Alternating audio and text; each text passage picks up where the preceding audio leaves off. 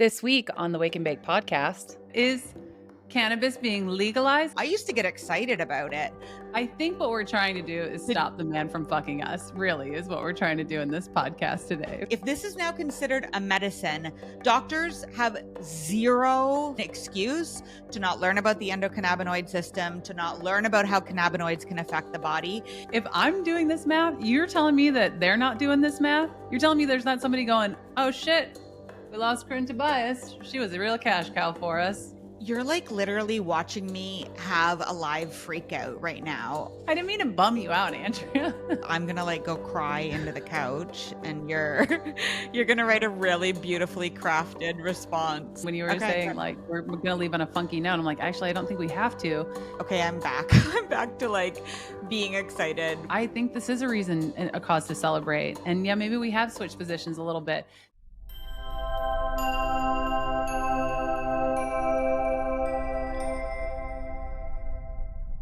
So let's get back to fucking the man. We're not going to fuck the man on this podcast today. I think what we're trying to do is stop the man from fucking us, really, is what we're trying to do in this podcast today. As I've been meditating and walking, I was like, don't rant, don't rant. Don't rant. That's been my mantra. I'm going to struggle because I listened to 3 different podcasts. Like I could only find 3 podcasts on Spotify that covered this at length, and they were all really lacking. And then I went and read the entire thing that we're going to be talking about today, like the entire proposed bill. It is hefty. And then I was like, oh shit, what does this all really mean? There are parts of it that are scary. You know, there are parts of it that, like, when I think about the direction we're moving in, like my initial reaction of like, wait, I don't feel like this is good. It gets more supported the more that I read. So I'm excited to talk about this whole topic because it's important that we talk about it. And like you told me, you're like, this is our job. We need to do this. And I'm kind of like, I don't wanna, I'm going to get so mad. My blood pressure is going to go sky high. I'm gonna have to meditate for 4 hours to calm the fuck down after this. But it's absolutely necessary. And whether or not this enrages you or just gets you on your toes or, you know, like leads you to be able to leave a public comment that changes things, like at least we'll be able to leave this conversation with, you know, listeners knowing what's going on with rescheduling, what it is, and what they can do about it. Okay, then let's dive in. Yes, absolutely. I cannot wait to get into this. But first, I think we should introduce ourselves because there might be some new listeners who come to this conversation because they want to know if cannabis is going to be legalized in the US anytime soon. Maybe they want to know what's going on with this whole talk about rescheduling and the DEA and all of this. So we might be new to some people. So why don't you introduce yourself, Andrea? Sure. I'm Andrea Maharg. I am a cannabis educator for 6 years now. And I am up in Canada where, weirdly enough, this possible rescheduling also impacts us. I'm Corinne and I'm a United States citizen. So this really impacts us.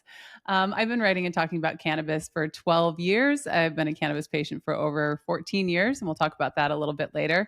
And I'm really concerned about this topic. And so if you are new, welcome, but also know that there's all this beautiful stuff that we talk about when we talk about cannabis usually, and we're usually very happy when we get together and talk about cannabis. And this might not be that episode. So if you're brand new to cannabis, maybe start with episode 2, learn why cannabis works, and then come back. I don't want this conversation to scare anyone off because this is like this isn't our most fun conversation. That's for sure. Yeah, this is like a hefty topic and we're probably not gonna again land on the answer.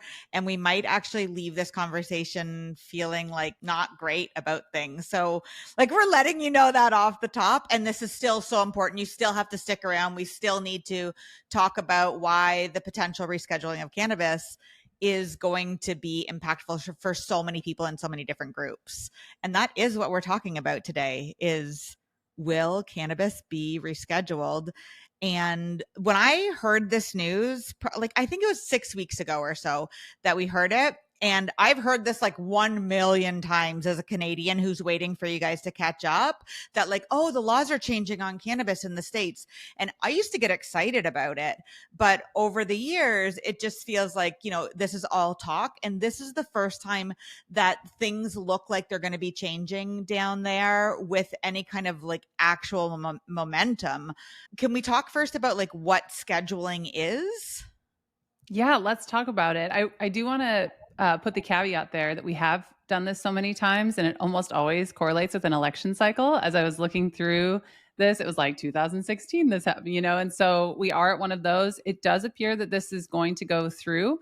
So let's talk about what rescheduling is. Would you like to talk about some of the history of how cannabis got scheduled with the DEA and what it means? Yeah, this is like part of my big rant about this just in general is that cannabis was a legal plant medicine that people had access to for thousands of years. And about 100 years ago in the States and worldwide, government started putting restrictions on it and taking it out of the public hands and out of our medicine cupboards and like turning it into a dangerous drug. And cannabis has been out of the hands of Americans basically since the 30s. So annoying that the same people who have like taken it out of public hands, ostensibly because it doesn't have any medical use, it's highly addictive, it's highly unsafe, are now saying, oh, by the way, we think we're going to move this down a couple of categories in with drugs that do have medical uses under doctor supervision. And that's just so annoying to me that we're just listening to these dudes up here who actually probably don't have any idea what they're talking about. Well, they have an idea what they're talking about. It's been orchestrated since the beginning to get this very dangerous drug, out of the hands of the people for a really long time for a whole bunch of nefarious reasons, which we can talk about in a different podcast. But when it comes to scheduling, cannabis, since you and I have been alive, has been a Schedule 1 drug classification where there's absolutely no medical use and a high probability for abuse, right? So it's highly addictive and it's not good for anyone.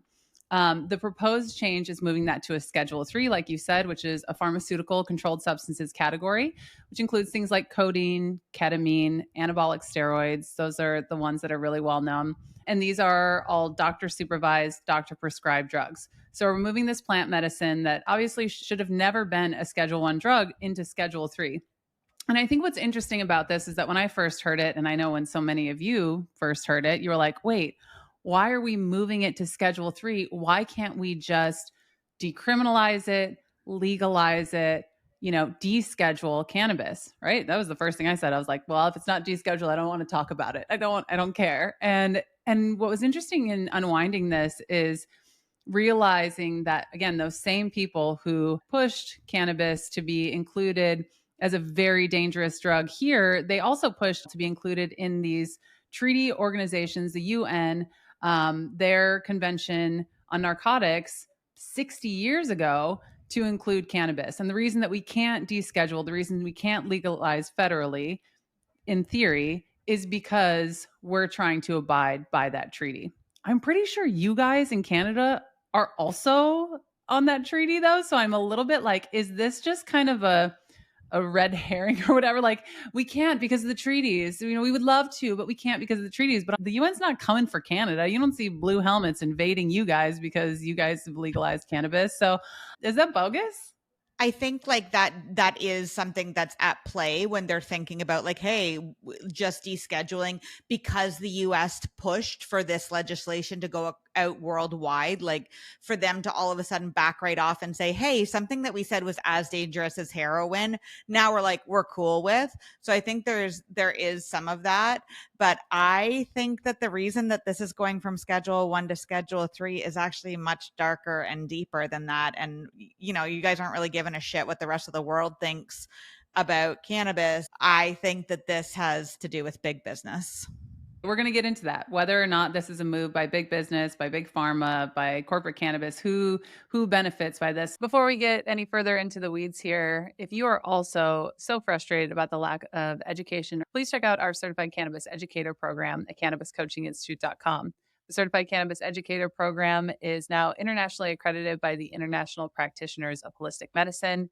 And it is a 6-month program, but you can get it done in as little as 3 months. You will have that extra support so that you can be in community as you start getting out into the world and telling people how incredible this plant can be. We'll show you how to write books and blogs, how to create podcasts and videos for YouTube, how to host workshops and retreats, and more.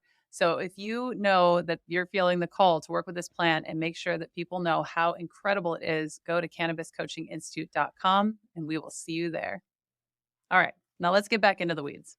Let's talk about what rescheduling would mean, because I think it's important for us, especially after reading the entire proposed bill, to share what we've learned that's actually in the bill, because there's so many people that were talking about this for like a week and then people stopped talking about it. And when I looked back on the things that people were saying about it, it was quite misleading. Like, oh, now it's going to be legalized everywhere, or oh, they're going to shut down all of the state-run programs. And people were extrapolating all of this stuff from not reading the bill. I think like they would read the AP article and draw their conclusions from there.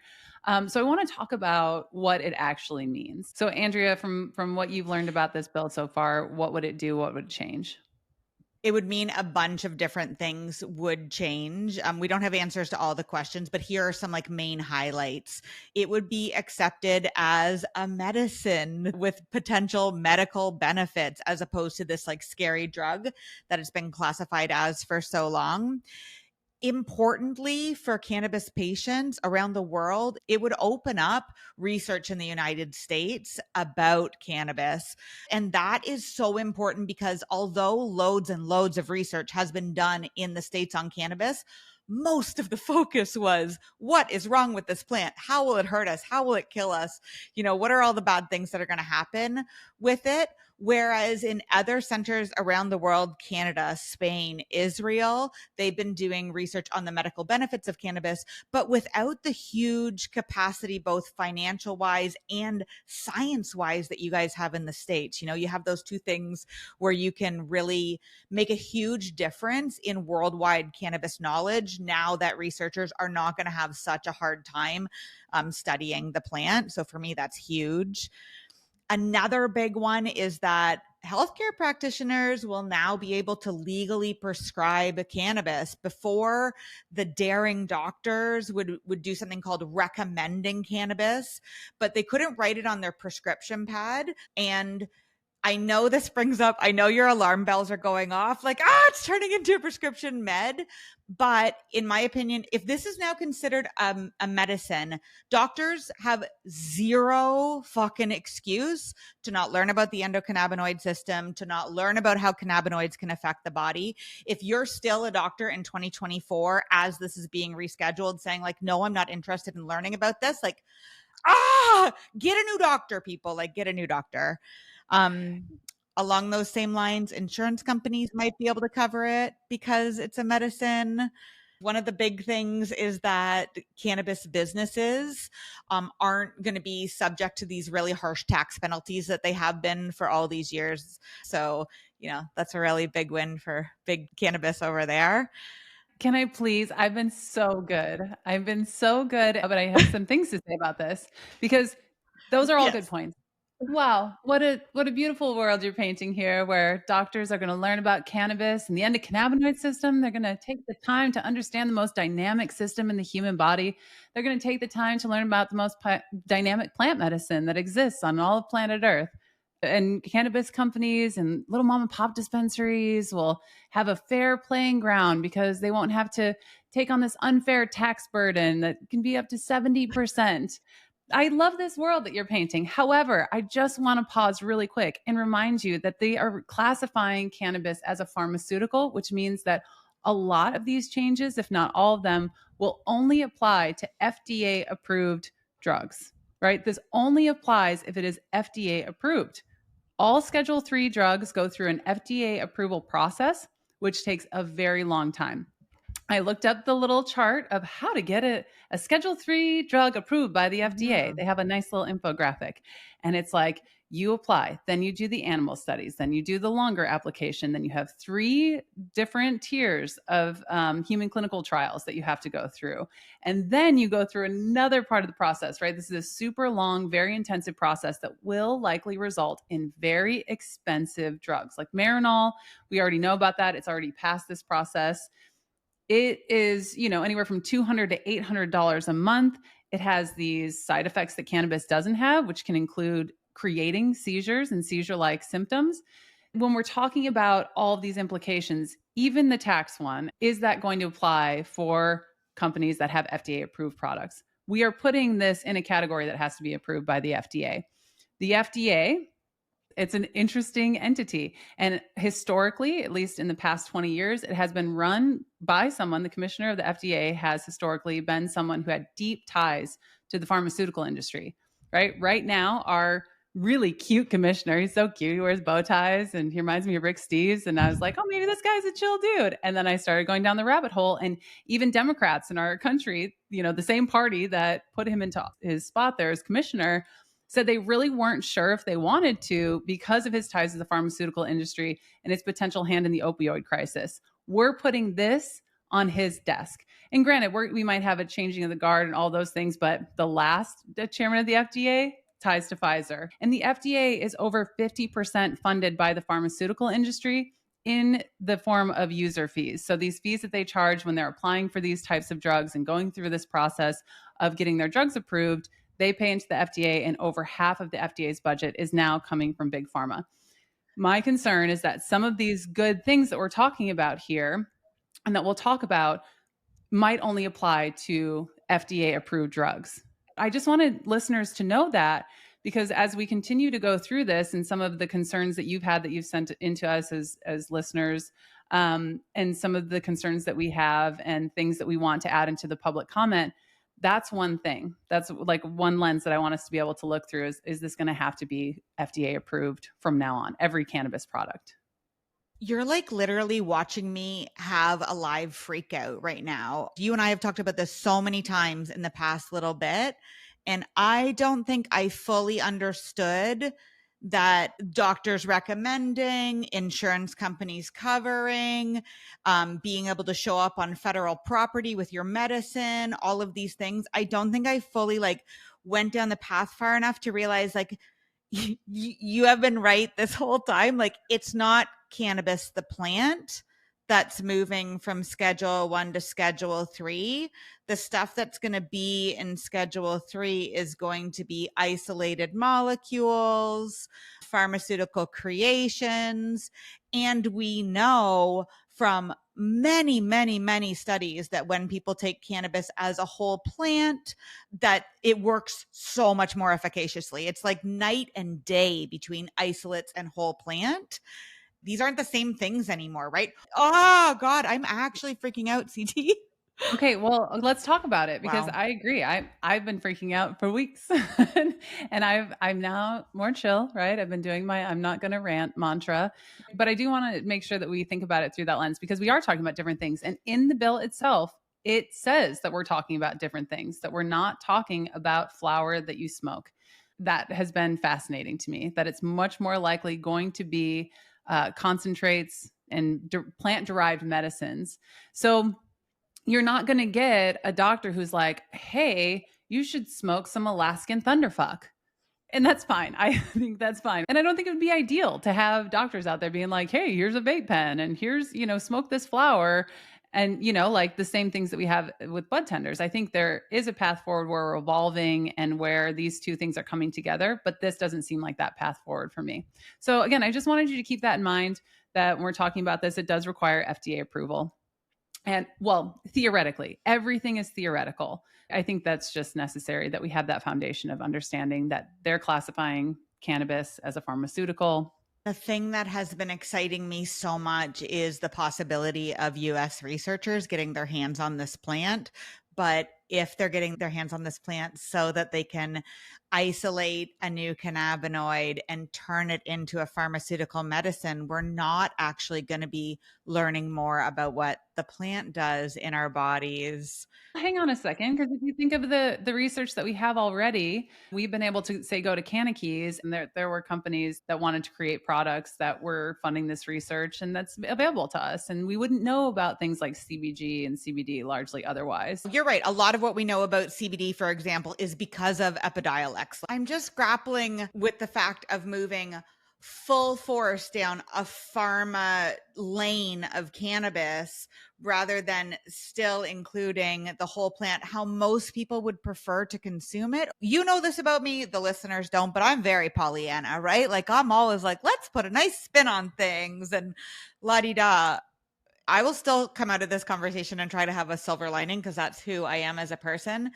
But I am much, much more cynical now after just hearing you talk about this. It makes me so angry. And I'll link this below, the process for FDA approving a Schedule 3 drug, so you can see what that looks like from the FDA.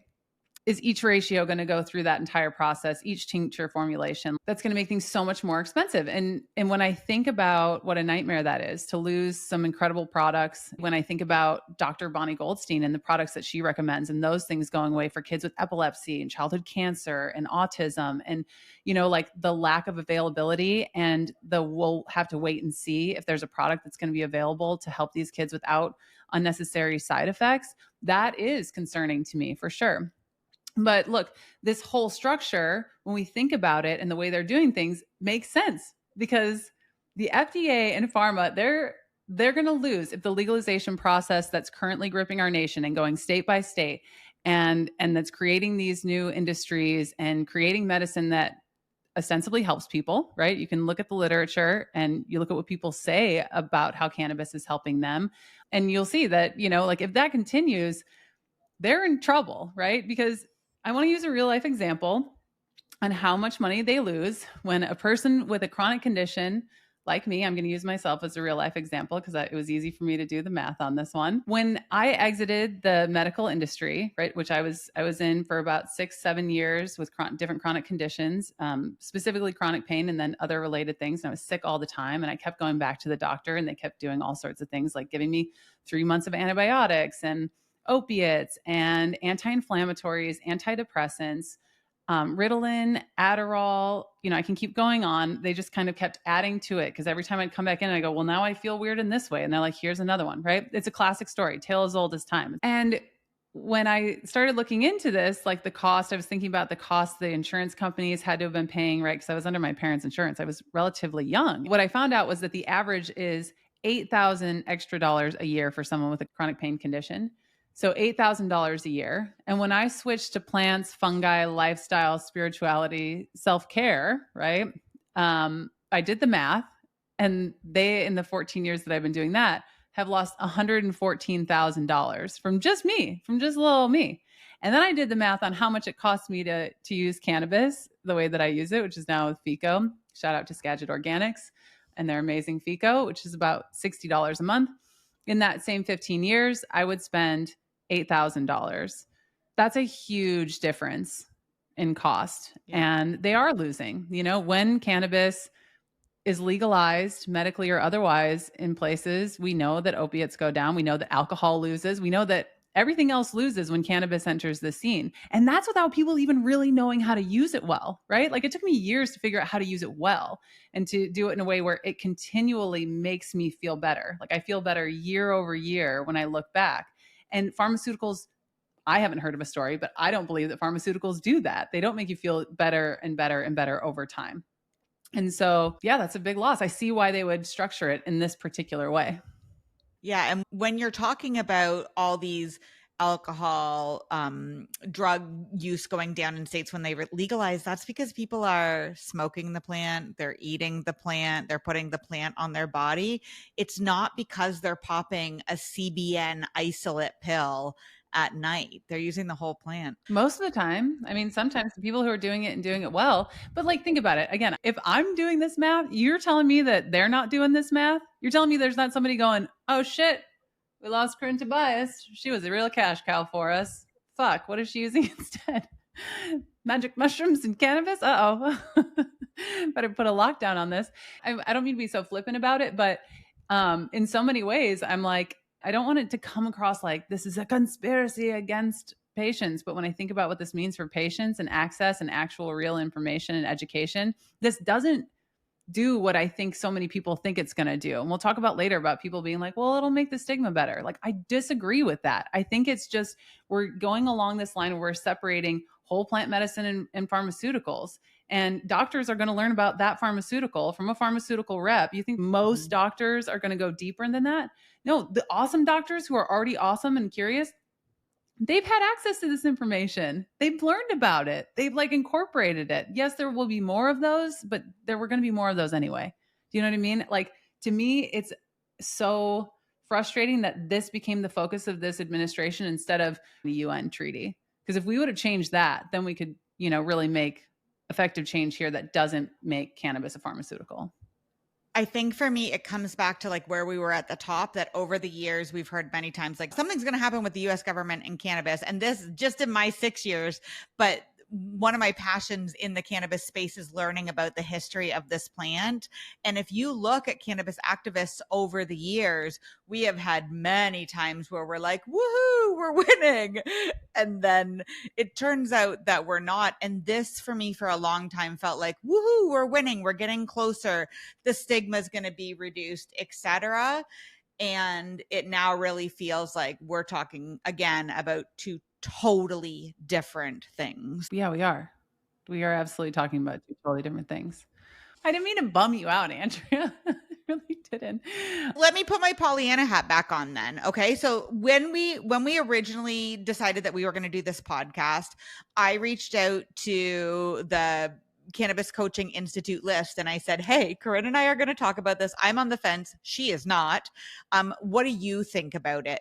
And so we had lots of people writing in, giving positives and negatives. The passion in our listeners and our readers, like, thank you so much. And if you're not already on that list, head to cannabiscoachinginstitute.com and get yourself signed up so you can be part of the conversation. And for me, this was always like, this is a step in the right direction. And even as we have this conversation here, I'm still going to stick to a little bit of a Pollyanna view. Let's say that your like worst nightmare dystopian future comes true and we are going down this road where we're pulling cannabis back out of the hands of people and putting it only in pharmacies, and its use and access is significantly limited. At the same time, the rest of the world is watching the powerhouse United States, who originally instigated worldwide prohibition-ish, back down on their stance against it. And does that allow this wave of global legalization to move more quickly? I think it still does. I think that this can mean great things for cannabis worldwide. And I think that if we get enough people out there talking about this, learning about this, reading about this, screaming about it from the top of the rooftops, maybe in another election cycle or 2 or 3 or 10, maybe something else happens, because the rest of the world isn't going to treat cannabis the same way that big pharma is trying to treat it in the States. And maybe even that statement is Pollyanna of me. No, I don't think that's it. Let's talk about not my worst nightmare coming true. It's not just my worst nightmare. It's just a nightmare. It's a potential nightmare. But like, what if both are true, right? What if they go, okay, we're not going to really mess with what the states are doing, but we're going to create this framework for cannabis to be prescribed, and these FDA approved drugs to take off. And we're going to do that.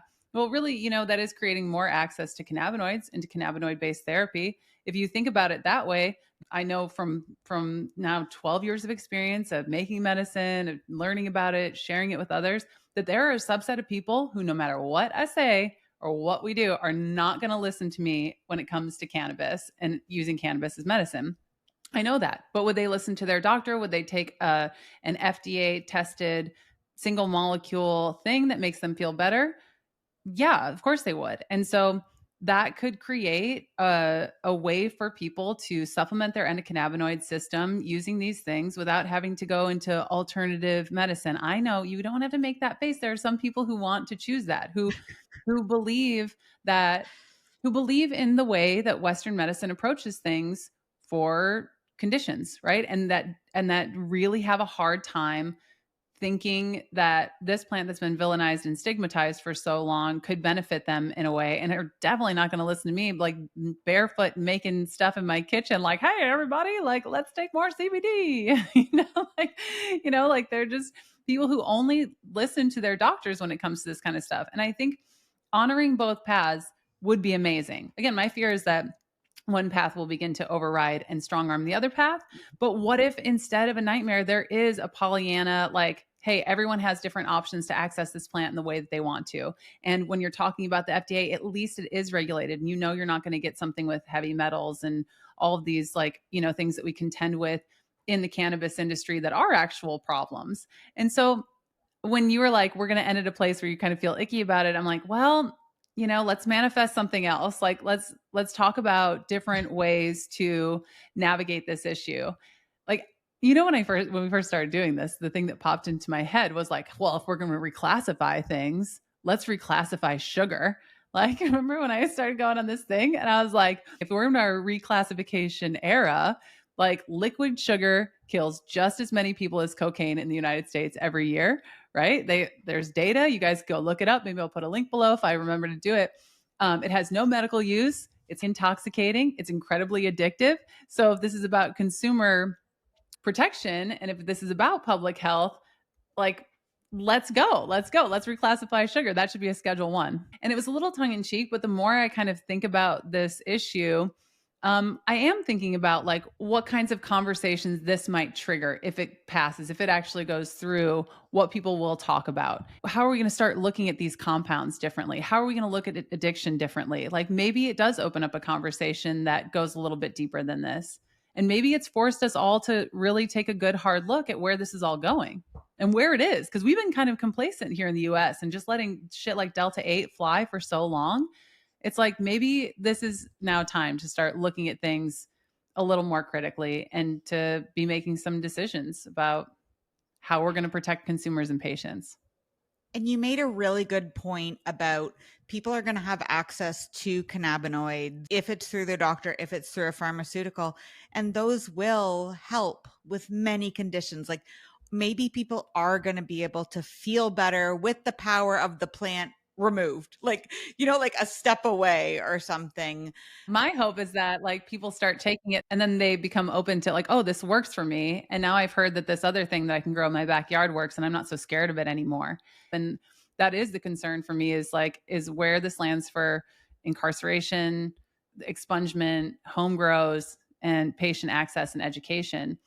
Like there are valid concerns there. I did some reading about whether this was going to make a difference for people who are incarcerated currently for low-level cannabis crimes. And that's not part of this rescheduling conversation at all. And if they're rescheduling the cannabis plant down to cannabis molecules, like people don't go to jail because they're like hawking CBD isolate on the street. So it doesn't feel like that's going to go anywhere either. I had people writing in saying, this is going to change things for me. One of those things was stigma. And you said a little bit ago, you're like, I don't think that's going to make a difference. Can you talk more about that? I mean, that's our goal, right? As cannabis educators, one of our biggest missions is to use education to reduce stigma and reduce fear around this plant. But over, again, this last 12, 13, however many years it's been, if we learned anything, is that it takes years of access to this plant and information to do the work of reducing stigma and fear. And I have doubts that this change is going to make a significant impact in that. Like we just said, maybe if there's access and people are being prescribed it by their doctors in certain ways, yeah, probably. But will people still think a stoner's a stoner, and that like Harold and Kumar and Cheech and Chong and all of those things are still a part of especially smoking cannabis? I don't think this is going to change that at all. And it's certainly not going to change it as much of an impact as would have been made if we would have gone straight to the source and worked on the UN treaty and made real moves towards decriminalization, expungement, reparations, protecting home grows, budgeting for education. What do you think? I can speak to the other side of that because we're 6.5 years out right now of legalizing, and the conversations are really changing. I talk about cannabis all the time, and it used to be like people would give me like weird looks when I would talk about it.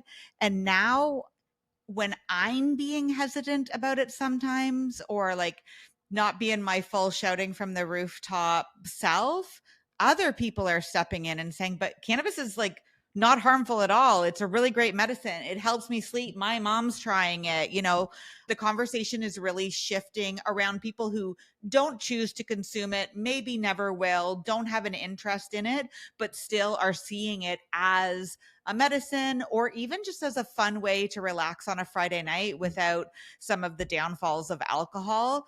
And that is because it's fully legalized here.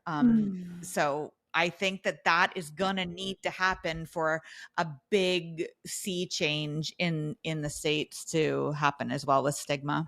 I'm so curious about that because if you're in a state where it's legal, my assumption is like, well, why does it make that big of a difference? You think as a nation, if the whole nation goes, then it changes the whole conversation. Yeah? I All right. do. Okay. I really do. All right. I want to know. I would love to find out. Please, let's go. Love to know if the United States would legalize, if that would make it easier for someone to come and ask me a question about cannabis when they're suffering with something. Let's talk about a couple of other things that we heard from people who wrote in. Someone wrote in who was a patient and who works for the federal government. And he was like, yeah, I'm going to be able to use my medicine, or I'm going to be able to go out and have a fun Friday night. And that's going to be okay. I'm not going to lose my job. And currently he says that he can have his person or car searched at any time on federal property. And again, my argument for that is going to be that's probably only going to be a federally approved product, an FDA approved product. Yeah, that was Mike. And I was excited for Mike when he wrote in and said that he was excited. And I hadn't considered that, of course, he's not going to be able to have his Blue Dream or whatever on property. He's going to be able to have his bottle of Marinol caps, for example. What else stood out to you in our feedback? Yeah, the other thing that stood out to me in the feedback was Lindy, and this one made me sad when I was looking at it through this frame, because she said she's currently not only a prisoner of her disease, but she's also a prisoner of the law that doesn't recognize her medicine, and so she can't travel across state lines, even from one legal state to another. And again, like when I was like, yeah, except you're still not going to be able to unless it's Marinol or something that gets approved. And that might take a long time, and that might be really expensive medicine. And we don't know whether or not insurance companies are going to start covering that type of medicine. We just really, there are so many unknowns. And is it going to work best for you? Or are you going to actually need a formulation? I just want to hug her because I'm like, I understand that you're excited about this, but it's not what it means, at least yet. At least that's not what we're seeing. I wanted to be excited for her too. And honestly, Andrea, the only argument for a potential benefit that somewhat resonates with me is that argument that we need more regulation for products in the cannabis and hemp markets, right? Like I heard it time and time again as I was listening to podcasts and reading things about this issue. People bring up the very, very real problem that we have in cannabis, which is that you don't know how many cannabinoids and how many milligrams are in certain products, and lab testing is bullshit, and they're heavy metals, and we just don't know what's in these products. And that's a very real concern. And there's a very real concern with things like Delta 8 and all these franking cannabinoids and how they impact our health and what's actually in those products, especially when you put them into a vaporizer. You know, we did an episode on vaping cannabis, and we were both pretty struck by what we found there. And we absolutely need research and reform around these things. Again, unfortunately, and I want to give myself a big hug here, we probably won't get those things out of this particular change. And so there is like hope for me that this does open up research. I don't care who it's funded by at this point. I'll take whatever research we can be getting about these cannabinoids and especially these methods of consumption, because the market itself can't be trusted to regulate and make a safe consumer product. So there has to be something there. But I just don't know if this is going to move us in that direction. And there is a way to do this so that cannabis can still be a medicine and be accessed by people, and we can research it, and doctors can prescribe it, and people can use it on a Saturday night for fun. And that is to legalize it or deschedule it altogether and create new regulations where products are, universally tested, et cetera. So that is an option. It's not the option that the US is considering right now. And we should talk about whether we have a voice outside of like yelling into our microphones or, screaming at your best friend. We don't want to leave listeners of this podcast feeling all the feels and not having an outlet. So it is possible to make comments on this potential rescheduling, and it is the government's responsibility to read these comments and respond to them, not respond to individual comments, but to respond to concerns, questions, et cetera, that the public bring up in the public commenting period. Whether or not this has the potential to like change this rescheduling or, you know, stop this regulation change in its tracks? Probably not. But again, and I'm thinking long term here, having this conversation now, writing your thoughts and explaining to them how this potential change could impact you, putting links to studies that show that whole plant cannabis is more efficacious than isolates. I think doing this work and just having your voice heard is important right now. So we will leave a link down below for how to do that. How much of an impact that's going to make, we're not really sure. I have a lot to say about this, actually. When you were saying like, we're going to leave on a funky note, I'm like, actually, I don't think we have to, because I think it's more than it's a good exercise for you to do it. And let's just see how it works. One of the things that we need to note here, and this was from the policy change stuff directly from the government, is that yes, they are obligated to review the comments. I do want you to remember that these are public comments. And so if you need to use a pseudonym or be anonymous, there are options for that as well. But the DA is not obligated to change the public policies the way that they're wanting to roll them out due to, quote, mass sentiment. So yelling into the comment box, hoping that enough people are saying the same thing, isn't the tactic here. They are apparently, allegedly, looking for thoughtful alternatives and input. So sending your best proposal, your most well-researched, eloquent proposal for what you would like to see as a concerned citizen, as a patient, as a professional, and keeping in mind that descheduling is likely off the table just because of what we talked about before. I really think that there's something powerful in you putting that together. If you're going to publicly comment, you might as well publicly share your statement with the people you love, whether or not they're blowing smoke. The process of us coming up with alternatives and sharing them publicly and with each other, I think that that is a conversation we need to have. If you're going to publicly comment, including things like release and expungement and reparations, protecting home grows, making sure that people can grow their own medicine, and affordability, right? Making sure that it's covered by insurance or made affordable. I think that those are some really important issues that we could all touch on. Again, will it change the policy the way that it's written out now? No, but will it make us more eloquent when we continue to speak about this as things continue to move forward and change? Yeah, I think it will. So I'm hopeful. Okay, so we did switch positions. I'm gonna like go cry into the couch, and you're you're gonna write a really beautifully crafted response. I don't think we should cry. I think we should celebrate the fact we get to have this conversation. Remember that you and I are standing on the backs of all of the people who couldn't have this conversation publicly. And if they did, they could go to jail for holding a joint, right? Like we have this like incredible privilege to be having this conversation. And that's because of the work that people did and because of the conversations that people had for years that this bullshit has been going on.